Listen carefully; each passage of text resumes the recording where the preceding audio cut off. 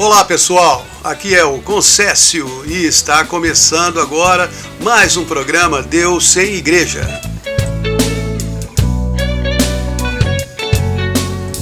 Esse é aquele programa para quem acredita em Deus e quer fortalecer a sua fé, ouvindo histórias da Bíblia, textos cristãos inspirados e músicas que tocam o seu coração. Hoje eu quero falar sobre o que é impossível.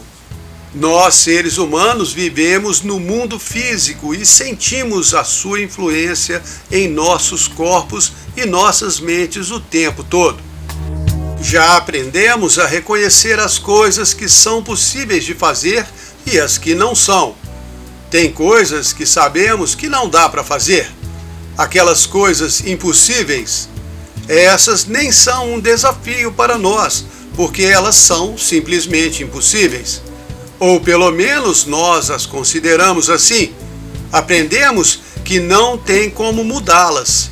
Estamos tão acostumados que nem questionamos a possibilidade de realizar o que é impossível. Mas aí então, de vez em quando, aparece um sujeito maluco, um visionário, pioneiro, um homem de fé que resolve fazer algo que todos consideram impossível. E quando ele consegue, a barreira do não dá para fazer é quebrada. Aí todo mundo reconhece o milagre, vira uma grande notícia, causa o maior espanto. Mas depois, com o passar do tempo, a novidade é esquecida e o mundo físico recupera a força da lei do impossível. Ah, mas é claro que tem coisa que é impossível. Será mesmo? Eu aposto que todos vocês que estão escutando esse programa agora já ouviram aquela expressão: para Deus nada é impossível. Mas o que muitos não sabem é que isso não é um velho ditado, nem uma expressão popular. É um versículo da Bíblia, escrito no Evangelho de Lucas, o médico, cientista, pesquisador, que escarafunchou todas as informações antes de escrever a história de Jesus. Porque ele não conheceu Jesus pessoalmente, e como todo bom cientista, mesmo acreditando piamente, resolveu fazer um levantamento minucioso de tudo o que tinha acontecido para escrever um relatório para o seu amigo Teófilo. É isso que ele disse no começo do seu evangelho, Lucas 1, de 1 a 4. Muitos tentaram narrar os fatos que aconteceram entre nós, segundo nos transmitiram as testemunhas oculares. E a mim me pareceu conveniente também descrevê-los a você, meu amigo Teófilo, depois de ter me informado minuciosamente de tudo o que aconteceu desde o princípio. Então escrevo para que você tenha plena certeza das coisas que te ensinaram. E quando Lucas estava relatando a conversa do anjo Gabriel com Maria, mãe de Jesus, num determinado momento ele escreveu que o anjo disse: a sua prima Isabel está grávida na sua velhice, já no 6º mês, para aquela que era considerada estéril, pois para Deus nada é impossível. Lucas 1, 36 e 37. Então essa frase não é um ditado popular, é uma afirmação feita por um anjo de Deus. E esse anjo sabia o que estava falando. Por isso nós temos que aceitar essa frase como verdade absoluta, mesmo que a nossa fé não consiga acompanhar esta realidade. Nós devemos aceitar por fé e não por vista. Como disse o apóstolo Paulo aos Coríntios, quando estava tentando explicar a questão da vida após a morte, em 2 Coríntios 5, 7. Sabemos que enquanto vivermos no corpo terreno, estamos longe do Senhor, e por isso é que hoje vivemos por fé e não por vista. Esse versículo é muito importante porque explica que, enquanto estivermos nesse mundo, vivendo nesse corpo, Ficamos afastados de Deus pelas sensações e sentimentos que o corpo físico nos transmite. Nossa mente física fica prisioneira da realidade do impossível, mas nós devemos viver por fé e não por vista. Esse é o ponto. Eu sei que é difícil, eu mesmo tenho muita dificuldade, mas a minha fraqueza não invalida a verdade de Deus. Aliás, a minha incapacidade cria uma dependência de Deus, que é o que pode me levar a alcançar as realidades celestiais e me transportar para longe da terra do impossível. Espero não estar falando isso de um jeito muito figurativo e poético, porque se eu não conseguir trazer a realidade do céu para vocês de uma forma prática, não vai adiantar nada. O meu objetivo aqui é desmascarar o impossível.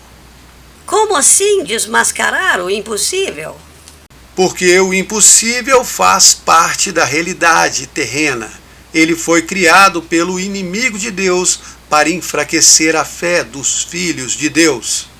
O impossível é a fé dos que não têm fé em Deus.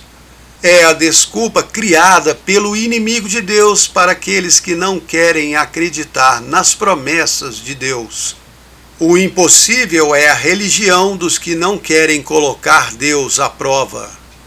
E isso é muito forte e muito pesado. E ao mesmo tempo que eu falo, também me exponho, porque eu não sou um bastião da fé, um pilar inabalável de certeza. Eu vacilo, duvido, fraquejo, porque eu conheço a minha natureza e sei que eu sou humano, sou falho e sei que sem a ajuda de Deus eu não consigo. Mas aí com essa afirmação vem o alívio, que é aquilo que Jesus disse em João 15, de 1 a 7. Ele disse: Eu sou a videira verdadeira e meu pai é o agricultor. Todo ramo meu que não dá fruto, ele o corta, e todo ramo que dá fruto, ele poda para produzir mais fruto. Vocês já estão limpos por causa da palavra que eu tenho dito. Permaneçam em mim e eu permanecerei em vocês. O ramo sozinho não pode produzir fruto se não estiver na videira. E vocês também não podem produzir fruto se não permanecerem em mim. Eu sou a videira e vocês os ramos. Quem permanece em mim e eu nele, esse dá muito fruto. Sem mim vocês não podem fazer nada. Se permanecerem em mim e as minhas palavras permanecerem em vocês, poderão pedir o que quiserem e será feito. E aí, essa é a paulada no impossível, esse último versículo, João 15, 7. Se permanecerem em mim e as minhas palavras permanecerem em vocês, poderão pedir o que quiserem e será feito. Ah, então se eu pedir para ganhar na Mega Sena, eu ganho? Se você for um galho grudado na árvore, um ramo da videira, aqui diz que você pode pedir o que quiser.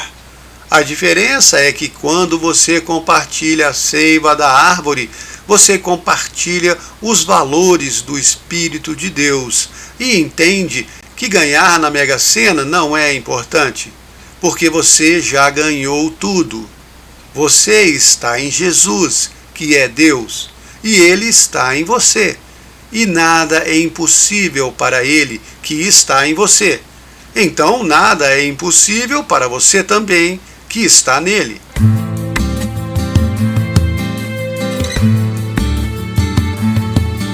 Eu sei que essa realidade é um pouco difícil de assimilar.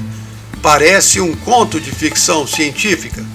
Mas se você ler na Bíblia as histórias das coisas impossíveis que aconteceram, começa a se alimentar da seiva de Deus. Como Jesus falou no versículo 3 de João 15, vocês já estão limpos por causa da palavra que eu tenho dito. Você vai se alimentando com a palavra, ela vai te limpando das limitações físicas e vai fortalecendo a sua fé. É o que diz Romanos 10:17. A fé vem por ouvir a palavra de Deus. E aí o impossível vai perdendo a sua força. E você começa a ter a fé para realizar o que parece ser impossível. E quando a sua fé fraqueja, você pede ajuda a Deus, como aquele pai do menino atormentado de Marcos 9. Eu contei essa história no último programa. Ele tinha fé, mas ela vacilava. Então, no versículo 24, ele disse: Eu creio, me ajude a vencer a minha falta de fé. Ele pediu ajuda a Deus e recebeu a cura do filho. Só que era impossível, tão impossível que os próprios discípulos não tinham conseguido. Mas eles não conseguiram porque ficaram impressionados demais com as convulsões do menino endemoniado, a gritaria e toda a encenação armada pelo inimigo de Deus. Porque o inimigo sabe muito bem que a força dele não chega nem aos pés do poder de Deus. E por isso sempre faz muito barulho e uma propaganda pesada para ser mais convincente. E assim os humanos ingênuos acabam dando mais crédito a ele do que a Deus.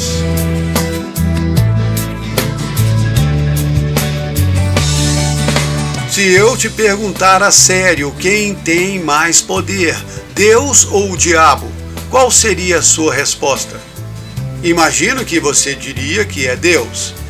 Mas quando essa certeza é colocada à prova, a propaganda do inimigo vem pesada e as dúvidas crescem e sua fé vacila. Você não fica com tanta certeza assim. E esse é o jogo do impossível.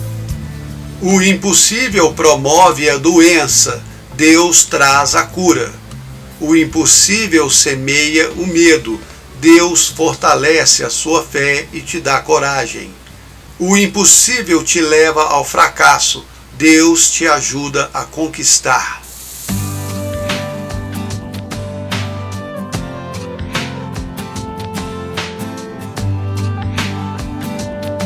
Tem uma história muito bacana lá em 2 de Crônicas 20, que é a do rei Jeosafá.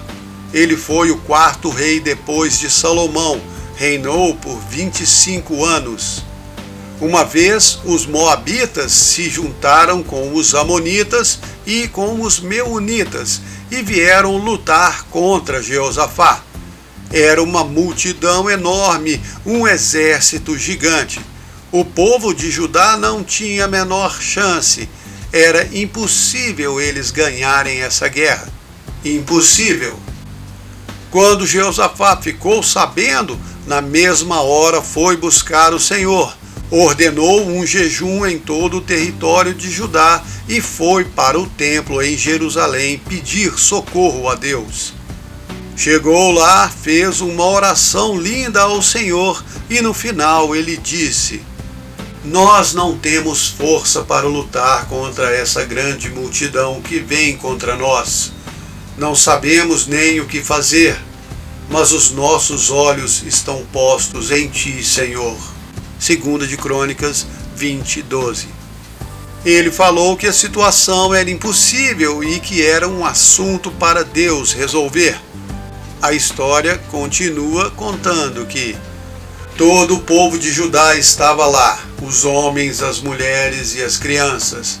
Então veio o Espírito do Senhor sobre Jaaziel, um levita descendente de Asaf. E ele falou assim: Escute todo Judá e vocês, moradores de Jerusalém, e você também, ó rei Jeosafá. Assim diz o Senhor: Não temam nem se assustem por causa dessa grande multidão. Essa guerra não é sua, mas de Deus.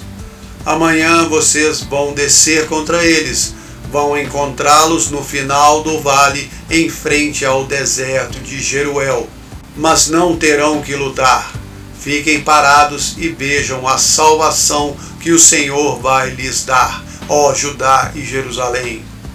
Não tenham medo, nem se assustem. Amanhã sairão ao encontro deles e o Senhor irá com vocês.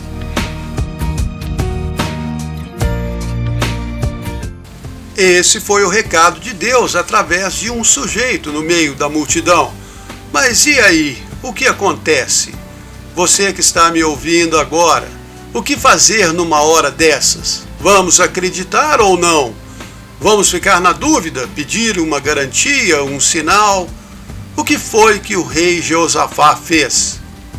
Jeosafá ajoelhou, colocou o rosto no chão, todo o Judá e os moradores de Jerusalém também, e adoraram a Deus. Ou seja, eles agradeceram a Deus. Esse foi o amém deles. Deus falou, então pronto, acabou, está tudo resolvido. Jura? Só isso? Não, ainda tem mais. Sabe o que o Jeosafá fez? Ele pensou assim: bom, Deus já resolveu essa parada da guerra, nós não vamos nem ter que lutar. Mas ele mandou a gente ir lá no lugar da batalha.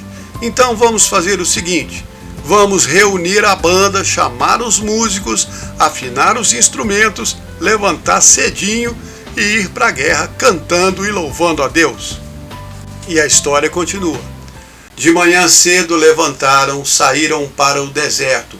Jeosafá parou na frente do povo e disse: escutem todo Judá, e vocês, moradores de Jerusalém. Acreditem no Senhor, o nosso Deus, e nós vamos ficar seguros. Acreditem nos profetas dele, e nós vamos prosperar. Ou seja, ele falou para o povo não duvidar da mensagem de Deus e nem do sujeito que Deus usou para dar a mensagem, porque qualquer dúvida naquela hora era ruim, enfraquecia a fé deles e fortalecia o impossível. Então Jeosafá mandou os cantores começarem a louvar a Deus pelo esplendor da sua santidade, enquanto iam caminhando na frente. E lá foram eles cantando: deem graças ao Senhor, pois o seu amor dura para sempre. E a história conta que, quando eles começaram a cantar e louvar, Deus pôs emboscadas contra os homens de Amon, de Moabe e de Seir, que tinham vindo contra Judá. Os amonitas e moabitas se voltaram contra os meunitas, começaram a lutar e destruíram todos eles. Depois lutaram uns contra os outros até se destruir totalmente. Quando o exército de Judá chegou no alto do monte que dá para o deserto, eles olharam e viram só uma multidão de corpos mortos, só cadáveres. Ninguém tinha escapado. Então Jeosafá e todo o povo foram saquear os despojos, os bens do acampamento inimigo. E tinha tanta coisa, tantos objetos preciosos, que eles gastaram 3 dias para saquear tudo. No 4º dia se ajuntaram no vale de Beraca e louvaram o Senhor mais um pouco. Depois voltaram para Jerusalém, Jeosafá todo feliz na frente deles. Chegaram em Jerusalém cantando e dançando até na porta do templo.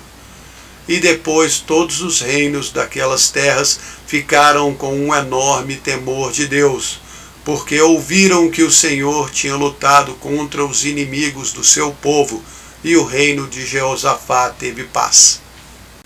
Esse Jeosafá preferiu acreditar em Deus do que acreditar no impossível. Ele sabia que não tinha a menor condição de vencer aquela guerra, mas sabia que para Deus era moleza.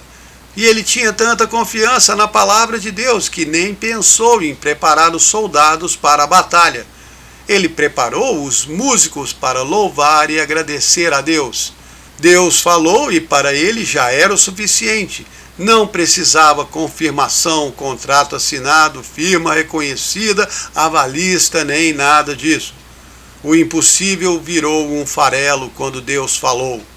Mas isso porque Jeosafá decidiu acreditar. E é o que nós precisamos fazer sempre. Decidir que a palavra de Deus vale mais do que a situação impossível que apareceu à nossa frente. O que ouvimos de Deus tem que ter mais poder do que o que vemos com nossos olhos. É a nossa atitude que faz o impossível perder a sua força.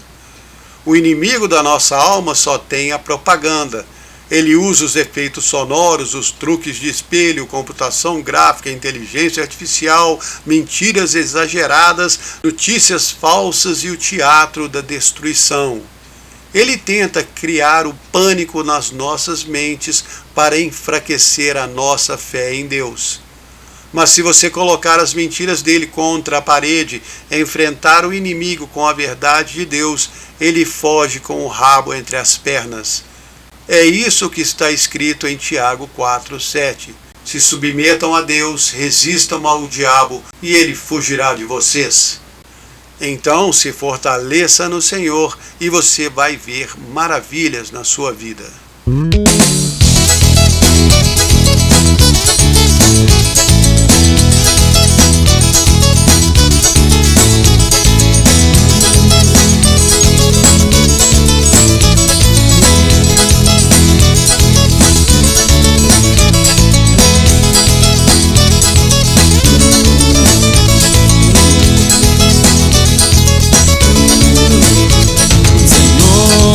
Tudo que vi foi belo demais. Tudo que aprendi não esquecerei jamais. Foi tudo que eu sempre tive dentro do meu coração. Tudo que eu quis de um pai. Eu vi que outras pessoas também escolhiam sair de um mundo de insatisfação. Pois havia uma família muito maior que queria morar no nosso coração. Muitos vieram e muitos foram, muitos estão para ficar. Senhor, eis-me aqui, aumente a minha fé, para eu um dia em casa chegar. Muitos falarão e muitos crerão, muitos irão acreditar. Senhor, eis-me aqui, fortaleça a minha fé, para que eu lute até você voltar.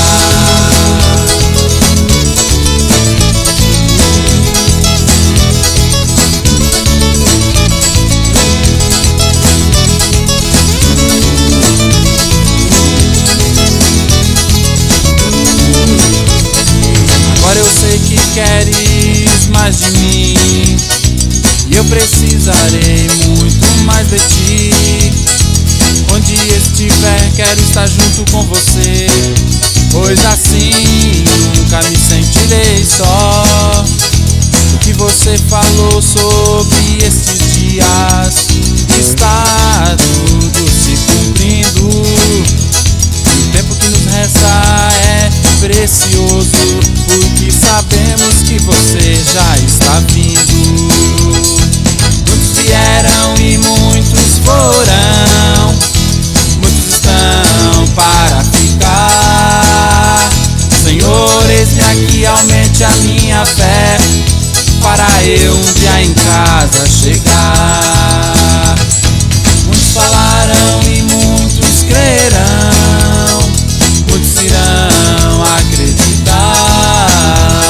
Senhor, eis-me aqui, fortaleça a minha fé, para que eu lute até você voltar. Para que eu lute até você voltar. Para que eu lute até você voltar.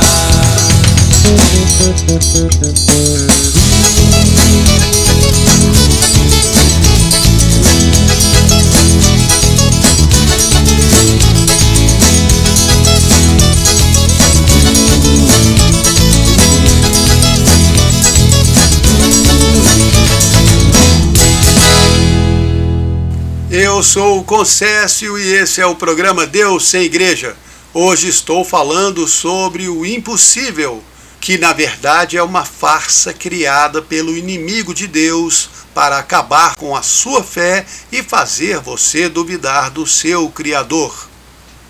Igualzinho àquela prisão de segurança máxima que existia no Canadá, na Colômbia Britânica. Ela foi usada durante décadas sem que nenhum preso tentasse fugir de lá. Era um grande sucesso. Suas impressionantes paredes eram feitas de ferro e pedra. Quer dizer, pareciam ser feitas de ferro e pedra, mas na verdade era apenas uma chapa fina de madeira e papel machê, imitando perfeitamente ferro e pedra. Os presos nem pensavam em cavar, chutar ou tentar derrubar aquela falsa parede de papel. Eles acreditavam no que viam. Para eles era impossível sair dali, então nem tentavam. Acreditavam na mentira e se submetiam a ela. E essa é que é a ilusão do impossível. É nisso que o inimigo da sua alma quer que você acredite. Não adianta nem tentar, você não pode fazer nada, é impossível. Tem certeza que é impossível? Mesmo que ache que alguma coisa é realmente impossível para você, pense bem e se pergunte: será que para o seu Deus é impossível também? Porque aí acho que a coisa muda de figura. Hoje nós não temos nem noção da grandeza de Deus e do tamanho do seu poder. O homem mortal se acha o grande maioral por ter conseguido dominar a criação de Deus, vencer a natureza e prevalecer nesse mundo. Mas tudo isso aconteceu porque Deus deu a ele essa autoridade.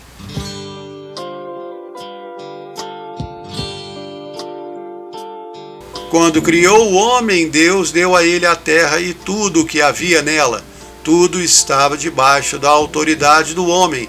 E o homem só perdeu essa autoridade quando se submeteu ao inimigo de Deus e obedeceu a ele, ao invés de obedecer a Deus. E isso foi lá atrás, no Jardim do Éden. Eu já contei essa história aqui num programa passado. Depois Jesus veio como homem, morreu amaldiçoado, foi direto para o inferno e tomou de volta toda a autoridade que o homem tinha sobre a terra.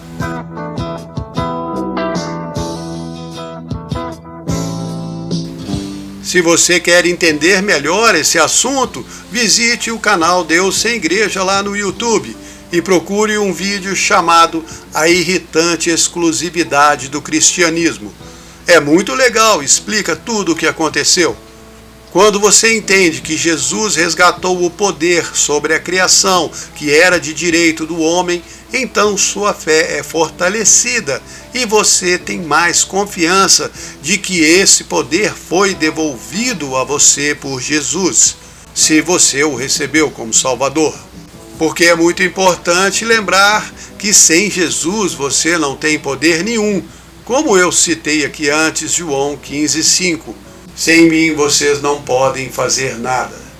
E essa afirmação também nos leva a concluir que, se sem ele nós não podemos fazer nada, então com ele nós podemos fazer tudo. O problema é que, além da oposição do inimigo de Deus, que não quer que você tenha consciência desse poder, ainda tem aquela questão da interferência do mundo físico, as sensações da realidade do mundo do impossível, e também a nossa própria mente e nossa baixa autoestima, que nos diz que não somos dignos desse poder. Afinal de contas, nós não somos como os grandes homens e mulheres da Bíblia.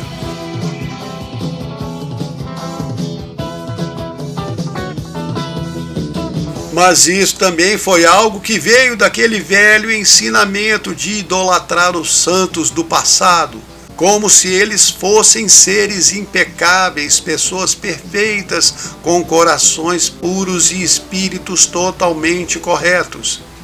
Mas a realidade é outra. Todos os grandes homens e mulheres de Deus do Antigo e do Novo Testamento eram pessoas normais como nós. E alguns eram tão indignos, vamos dizer assim, que nem o nome deles foi registrado na Bíblia, como no caso da viúva que morava em Sarepta. Essa história está lá em 1 de Reis 17, quando o profeta Elias ordenou que não chovesse mais sobre a terra por causa da maldade do rei Acabe. Deus mandou ele se esconder no ribeiro de Querite, que ficava perto do rio Jordão. Elias ficou morando ali um tempo, bebia a água do rio e Deus mandava os corvos trazerem pão e carne para ele, de manhã e no final do dia. Eu nem vou entrar no mérito de se isso era alguma coisa possível de acontecer ou não, porque é óbvio. Eu vou ali morar na beira do rio e esperar que os pássaros tragam o meu sanduíche toda manhã e todo fim de tarde. Mas a verdade é que foi isso mesmo que aconteceu. Só que mais tarde, por causa da falta de chuva, o rio secou. Aí Deus falou para o Elias ir até a cidade de Sarepta, que ficava em Sidom, porque lá Deus tinha escolhido uma mulher viúva para sustentar o profeta. Quando Elias chegou lá e viu a mulher, pediu para ela um pouco de água. Quando ela saiu para buscar a água, ele falou mais: traga também um pão para mim. Mas aí a mulher, que nós nem sabemos o nome, falou assim: juro por Deus que não tenho mais pão. Só tenho um pouquinho de farinha numa tigela e um pouco de azeite num jarro. Estou aqui catando uns pedaços de lenha para cozinhar alguma coisa para mim e para o meu filho. Nós vamos comer e depois vamos morrer de fome. Essa era a situação da mulher que ninguém sabia o nome. Ela estava prestes a morrer de fome com o seu filho, viúva, sem marido e sem comida. Aí vem um profeta de Deus e pede para ela fazer um pão para ele com o último resto de farinha que ela tinha. Qual a resposta? Vai dar não, impossível.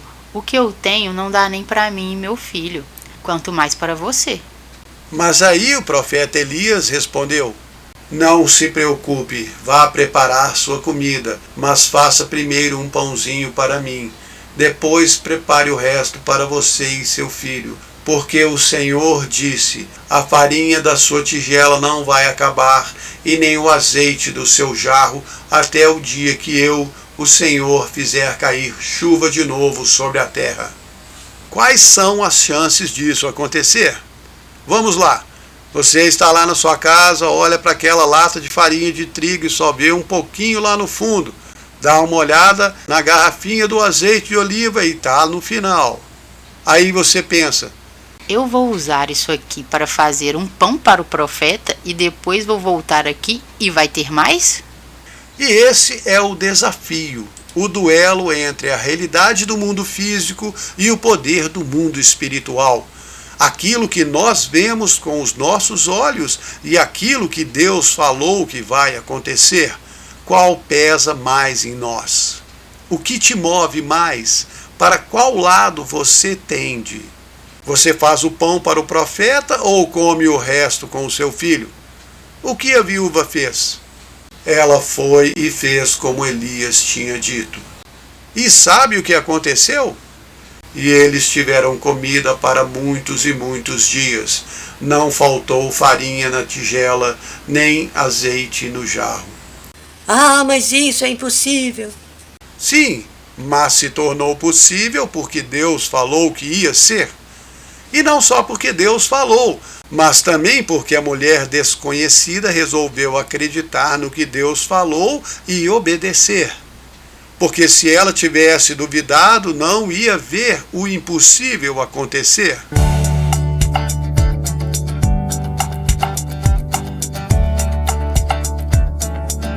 Uma coisa que os filhos de Deus têm que entender é que o impossível é uma farsa criada pelo pai da mentira. Porque ele quer aprisionar você no impossível. Afinal de contas, não dá para fazer, não tem jeito, é impossível, e isso não acontece. Como disse um amigo meu ateu certa vez, quando eu contei para ele um milagre enorme que Deus tinha feito na minha vida, ele falou assim: isso acontece com você só porque você acredita. Na hora eu achei engraçado e pensei: Não, isso pode acontecer com qualquer um. Porque eu não me sentia especial naquele momento, como normalmente não me sinto. Mas ele falou uma verdade espiritual sem querer. Eu acredito e por isso acontece.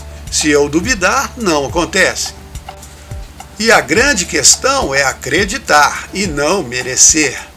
Porque o mérito é outra armadilha do inimigo da sua alma para te privar das coisas maravilhosas que Deus pode fazer na sua vida. Ele diz: você não merece, por isso Deus nunca vai fazer isso por você.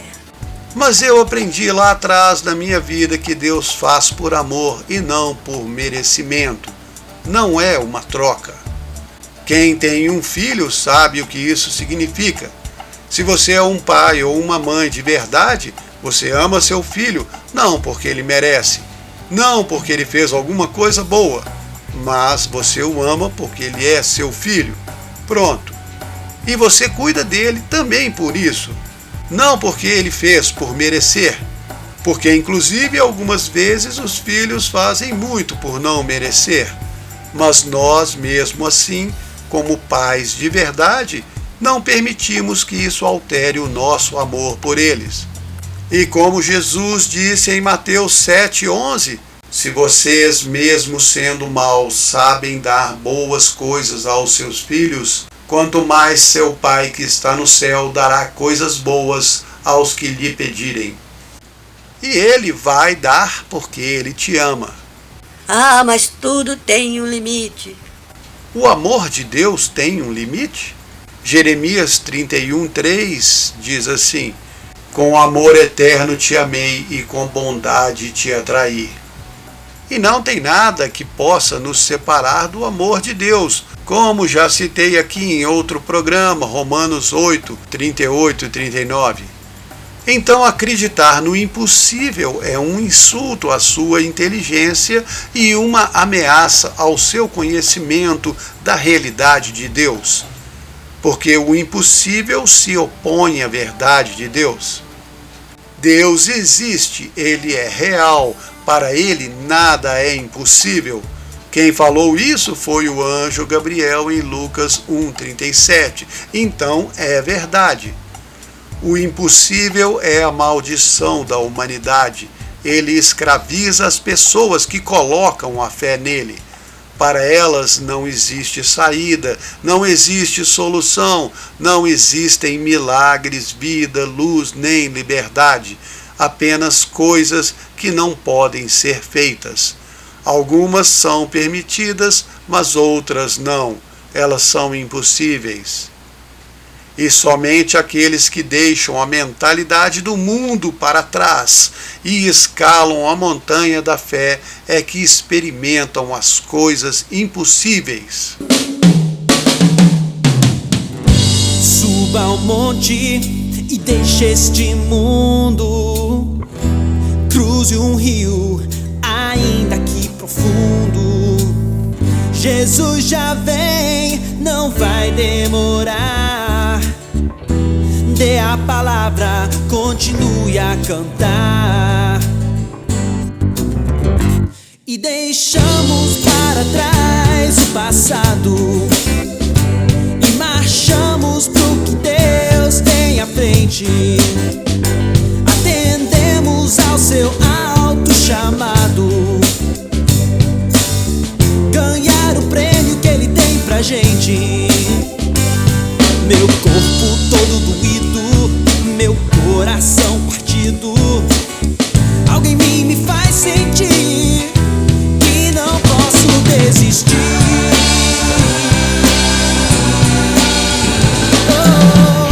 Suba ao monte e deixe este mundo.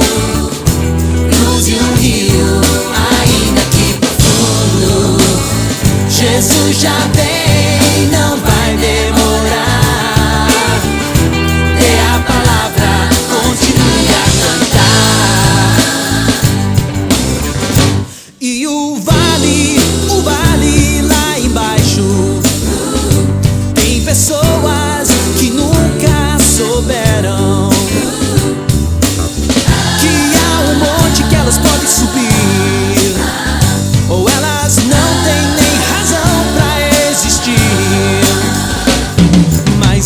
sempre escalar, até o topo subir. Tenho que estar sempre lutando, até o topo atingir.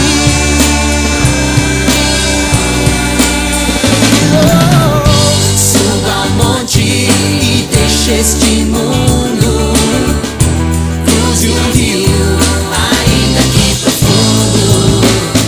Jesus já vem, não vai demorar. Dê a palavra, continue a cantar. Suba ao monte e deixe este mundo, cruze o rio, ainda que profundo. Jesus já vem, não vai demorar. Dê a palavra, continue a cantar.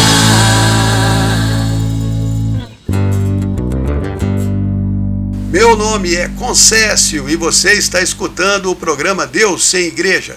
Se estiver gostando e quiser mandar uma mensagem, anote aí o número do WhatsApp: 319-9690-3688. 319-9690-3688. Hoje estou falando sobre o impossível. E agora vou contar para vocês mais uma história de coisas impossíveis. Essa está lá no livro de Josué, capítulo 10.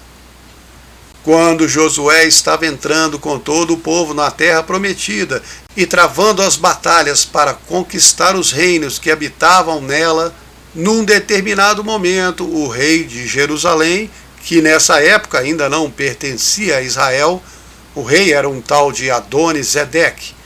Esse sujeito ouviu falar que Josué estava entrando e conquistando todos os reinos. Então decidiu fazer uma aliança com o rei de Hebron, o rei de Jamute, o rei de Lax e o rei de Eglon. Juntou todos eles e saíram à batalha contra o exército de Israel. Até aí tudo bem, porque Deus estava lutando por Israel e ia ser uma moleza. Mas era muita gente, 5 reis com os seus exércitos, e a batalha foi ficando muito longa e demorada. Num determinado momento, o sol começou a se pôr. Josué viu que não ia dar para continuar lutando se escurecesse. A batalha ainda não tinha acabado. Então o que ele fez? Pediu uma pausa? Não. O cara fez o impossível. Numa situação dessas, um cidadão normal do mundo físico reúne seus conselheiros de guerra, busca táticas de luta noturna ou então bate em retirada, se reagrupa e volta no outro dia, ou vai estudar opções mais viáveis e aceitáveis. Mas o Josué não. Ele era um cara que não acreditava no impossível, porque passou a vida inteira vendo Moisés fazer coisas impossíveis. Aí, quando estava lá no calor da batalha, no meio da carnificina, espadada para todo lado, gente caindo, flecha voando, o povo gritando, o exército de Israel no maior esforço para vencer os 5 reis, aí ele pensou na única solução viável. A única coisa que ele podia fazer ali sozinho para ganhar tempo. Josué 10, versículos 12 e 13. Então Josué falou assim: Sol, pare em Gibeon, lua, pare no vale de Aijalon. E o sol parou e a lua também, até a guerra acabar, o que demorou quase um dia inteiro. Qual foi a solução fácil do Josué? Vamos parar o sistema solar porque eu tenho que terminar essa guerra. Ah, mas isso é impossível. Parar o sistema solar todo não dá. Tem certeza que não dá? O Josué não sabia que era impossível e fez.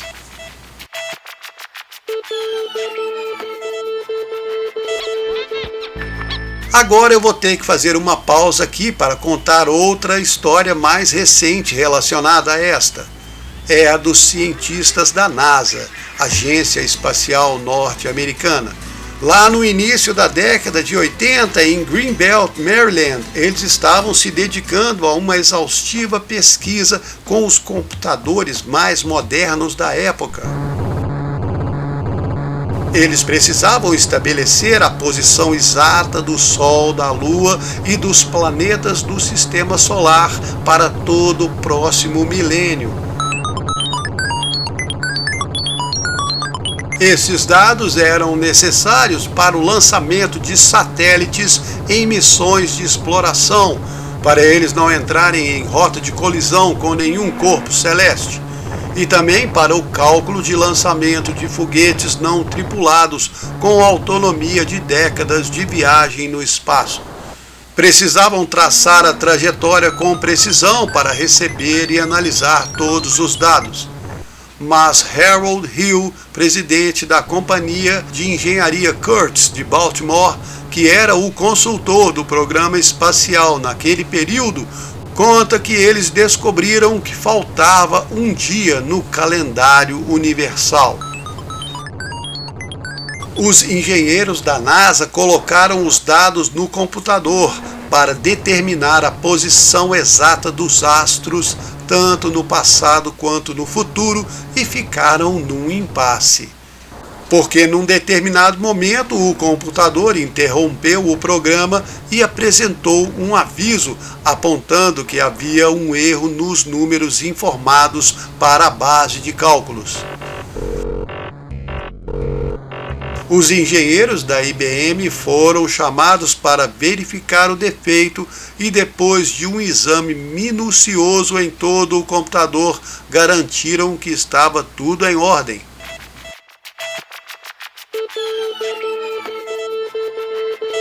Enquanto isso, um funcionário cristão que fazia parte da equipe se lembrou da história de Josué, que eu acabei de contar aqui para vocês, que ele tinha mandado o sol parar por quase um dia.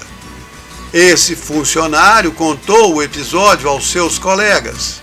Ninguém acreditou, claro, todos estavam acostumados com dados científicos, mas pediram para ele mostrar onde estava. O sujeito pegou a Bíblia e mostrou a passagem de Josué 10:12. Então eles resolveram colocar os novos dados no computador para ver se era o que faltava. O programa refez os cálculos e encontrou mais 23 horas e 20 minutos, porque na Bíblia diz que foi quase um dia inteiro. Só que não adiantou nada, ainda faltavam 40 minutos e eles continuaram naquele impasse. O programa não conseguia continuar calculando. Foi aí então que esse mesmo funcionário cristão se lembrou de outro episódio interessante. E aqui eu vou ter que fazer uma pausa nesse caso da NASA para contar outra história de impossível da Bíblia. Depois volto para concluir. Sabe outra coisa que é impossível também? Mudar o dia da sua morte. Essa é batata. Todo mundo sabe que na hora que o seu número é chamado lá na fila, você tem que ir. Não tem jeito. Será? Em 2 de Reis 20 conta a história do rei Ezequias, que foi um rei muito bacana, amava o Senhor, tentava fazer sempre o que era certo, fiel. Ele reinou por 29 anos em Judá. Mas num determinado momento, Deus mandou o profeta Isaías dar um recado para o rei. Ele foi até o rei e disse: "Põe a sua casa em ordem, porque você vai morrer." 2 de Reis 21. Ou seja, a sua hora chegou, acabou o seu tempo. Mas aí, o que o Ezequias fez? Quando o profeta Isaías saiu, na mesma hora, o rei Ezequias virou o rosto para a parede e derramou o coração a Deus numa oração. Ele falou assim: "Ó Senhor, lembra que eu andei perante o Senhor com fidelidade e integridade de coração. Fiz sempre o que era certo aos teus olhos." E Ezequias chorou muitíssimo. Aí sabe o que aconteceu? Antes do Isaías sair do palácio, ele ainda estava lá no jardim, indo embora. O Senhor falou com ele: volte e fale para Ezequias que eu ouvi a sua oração. Vou dar a ele mais 15 anos de vida. Uai, peraí, é só isso? Pediu e recebeu? Mas não foi isso que Jesus falou? Mateus 7,7. Pedi e recebereis, buscai e encontrareis, batei e será aberto a vocês. Aí, quando o rei Ezequias ouviu a notícia, ele ficou muito feliz e perguntou ao profeta Isaías: qual é o sinal de que vai acontecer assim como o Senhor falou? E Isaías respondeu: você quer que a sombra no relógio de sol de Acás ande 10 graus para frente ou para trás? E o rei respondeu: para frente é fácil ela andar, quero que ela volte 10 graus.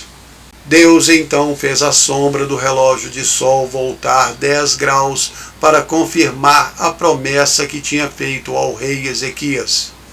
O quê? Peraí. Primeiro Deus para o sistema solar e agora ele faz tudo andar para trás? Como assim? Pois é, impossível, né? Mas foi. Aliás, voltando à nossa história da NASA, o tal funcionário cristão lembrou dessa passagem do rei Ezequias e mostrou para todo o pessoal da equipe. Eles ficaram atônitos. Aliás, ficaram muito mais espantados quando descobriram que os 10 graus do relógio de sol eram os 40 minutos que faltavam. Porque eles colocaram os novos dados no programa e deu certo. Quem estiver duvidando dessa história pode pesquisar. Ela foi publicada de acordo com o depoimento do próprio Harold Hill, presidente da companhia Curtiss, que era o consultor do programa espacial da NASA na época. É claro que para o mundo físico tudo isso parece uma enorme história da carochinha, uma falsificação da verdade para apoiar a fé num Deus invisível. Mas a verdade é outra. O impossível é que é a falsificação, a mentira e o engano. E você só vai conseguir comprovar isso colocando Deus à prova, cada dia, cada situação, cada momento da sua vida. Primeiro nas pequenas coisas, depois nas médias, até chegar nas grandes. E você vai ver que em todas as situações Deus não vai falhar. Porque Ele é o Deus do impossível. Para Ele tudo é possível. Deus só precisa que você acredite e lhe dê uma chance. Coloque sua fé em Deus e não nas situações ao seu redor. Essa é a única maneira de você ficar verdadeiramente livre.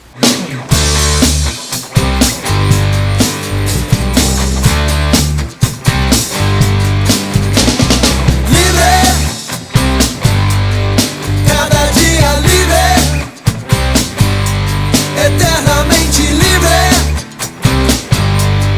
livre por Jesus, livre, cada dia livre,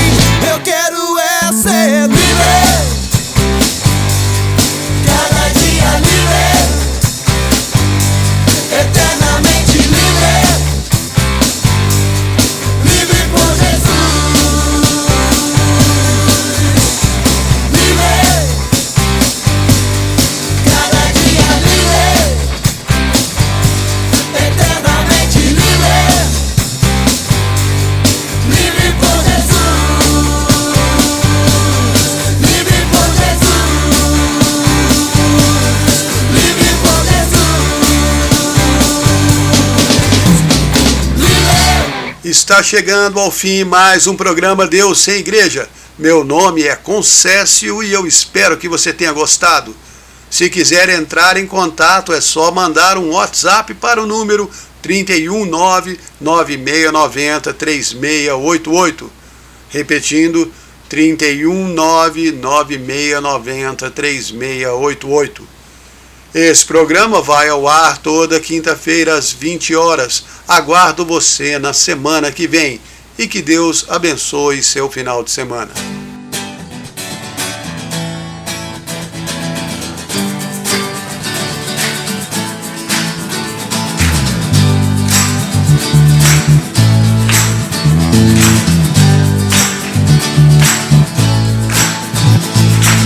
É bom estar aqui com você, meu amigo.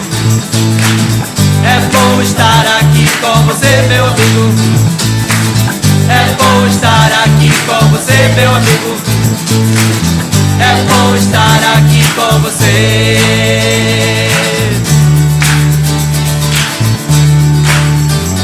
Na minha vida tudo vi, descobri que nada era bom sem Jesus. Sem Jesus. Na minha vida tudo vi, descobri que nada era bom sem Jesus. Sem Jesus.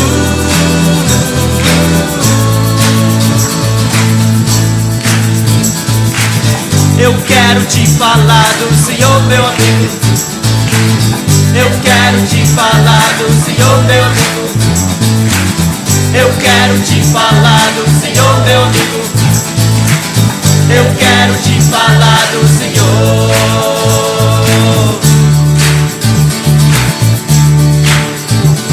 Afinal encontrei um modo de vida e agora eu tenho algo pra dar a meus irmãos. Meus irmãos. Afinal encontrei um modo de vida e agora eu tenho algo pra dar a meus irmãos.